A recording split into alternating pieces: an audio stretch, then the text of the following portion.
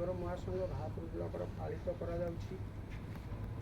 ଆମେ ଶ୍ରୀ ଗୋପବନ୍ଧୁ ଦାସ ବା ମହାତ୍ମା ଗାନ୍ଧୀ, ରାଣୀ ଲକ୍ଷ୍ମୀବାଇ, ଭଗତ ସିଂ ଆମେ ତାଙ୍କ ପରିକା ତ ହେଇପାରିବା ନାହିଁ, କିନ୍ତୁ ଏ ଡ୍ରାଇଭର ଆଜି ଯେଉଁ ଷ୍ଟେଜରେ ପହଞ୍ଚିଛି 2024ରେ ଏତିକି ଅନୁରୋଧ କରୁଛି, ପ୍ରତ୍ୟେକ ଓଡ଼ିଶା ଡ୍ରାଇଭର ମହାସଂଘ ନୁହଁ, ଅଲ୍ ଇଣ୍ଡିଆର ଡ୍ରାଇଭର ଭାଇମାନଙ୍କୁ ଚେଷ୍ଟା କରନ୍ତୁ ସେଇ ଭଗତ ସିଂ ହେବା ପାଇଁ, ଗୋପବନ୍ଧୁ ଦାସ ହେବା ପାଇଁ, ଗାନ୍ଧୀ ହେବା ପାଇଁ।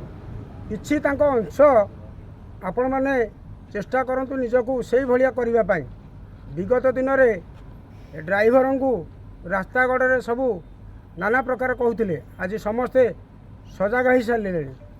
ଏବଂ ଆପଣମାନଙ୍କୁ ଆଜି ଅଗଷ୍ଟ 15 ଉପଲକ୍ଷେ ଅନୁରୋଧ କରୁଛି, ଆପଣମାନେ ମଦ୍ୟପାନ ସେବନ କରି ଗାଡ଼ି ଚଲାନ୍ତୁ ନାହିଁ, କାରଣ ସ୍ୱାସ୍ଥ୍ୟ ପକ୍ଷେ କ୍ଷତିକାରକ ଏବଂ ଆପଣମାନଙ୍କର ପରିବାର ବି ଆପଣମାନଙ୍କ ସାଥିରେ ଅଛି।